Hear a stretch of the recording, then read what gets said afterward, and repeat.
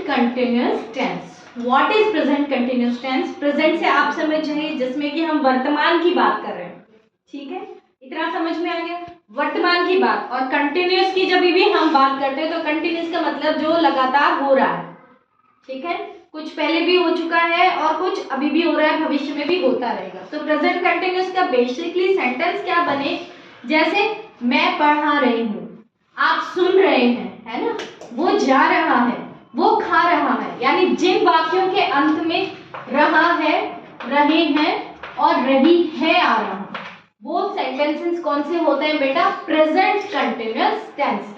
इसका मीनिंग समझ लीजिए, जैसे बारिश हो रही है, इट इज रेनिंग, ठीक है, तो ये कौन सा टेंस हो गया? Present continuous tense. अब इसका स्ट्रक्चर क्या होगा, इसको लर्न कर लीजिए अच्छे से। इसका स्ट्रक्चर क्या होगा बेटा? सब्जेक्ट, ठीक है, प्लस वर्ब की फर्स्ट फॉर्म प्लस उसके साथ क्या लगाएंगे आप? आईएनजी। वर्ब की फर्स्ट फॉर्म प्लस आईएनजी जब एक साथ आ जाते हैं तो उसको जीरेंड भी कहते हैं, ठीक है, और प्लस एक चीज स्किप हो गई यहाँ पे, देखो, वर्ब की first form plus is are am, is am are, इन तीनों में से कोई एक चीज आएगी, वो किसके साथ आएगी? I will tell you.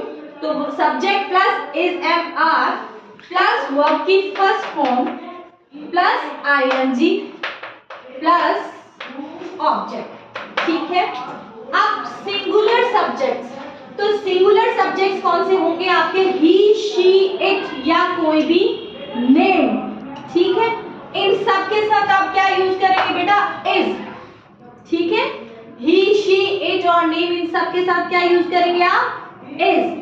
अब क्या हो जाएगा? जैसे राम इज गोइंग या Shivansh is watching, Urmil is playing with his fingers, ठीक है।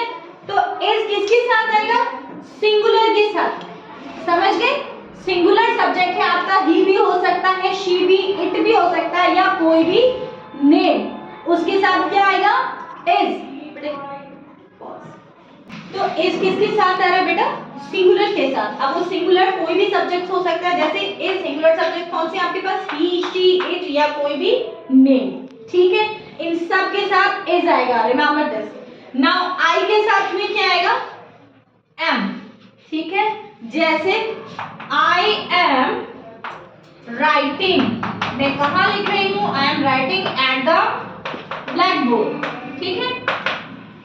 तो आई के साथ ऑलवेज एम आता है, किसमें? प्रेजेंट कंटिन्यूअस टेंस में। और आई के साथ में क्या आता है? वॉज आता है और हैव आता है, ठीक है। नाउ थर्ड है आपके प्लूरल सब्जेक्ट्स। तो प्लूरल सब्जेक्ट्स कौन से होंगे आपके? यू हो सकता है, वी हो सकता है, दे हो सकता है, बॉयज, गर्ल्स, कुछ भी हो सकते हैं, ठीक है, पीपल हो सकता है, मेन हो सकते हैं या वीमेन हो सकते हैं। आपको पता है ना, मेन का प्लूरल मैन होता है और वुमेन का प्लूरल वीमेन होता है, ठीक है। तो उनके साथ क्या यूज करेंगे बेटा आप? आर, ठीक है, जैसे वीमेन आर टॉकिंग, ठीक है, लेडीज जो है वो क्या कर रही हैं? बात कर रही हैं।